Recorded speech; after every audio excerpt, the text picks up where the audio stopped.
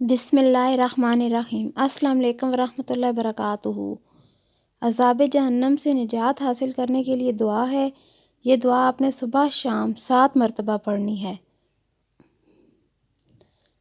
جب صبح کی نماز سے فارغ ہو جائیں تو کسی سے بات کرنے سے پہلے 7 مرتبہ یہ دعا پڑھ لیں۔ اگر اسی رات وفات پا گئے تو جہنم سے چھٹکارا نصیب ہوگا انشاءاللہ۔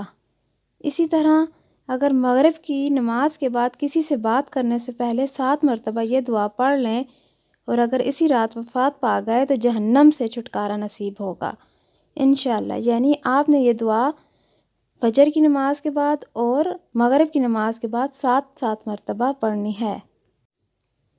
عذاب جہنم سے نجات حاصل کرنے کی دعا یہ ہے: اللہم اجرنی من النار، اللہم اجرنی من النار۔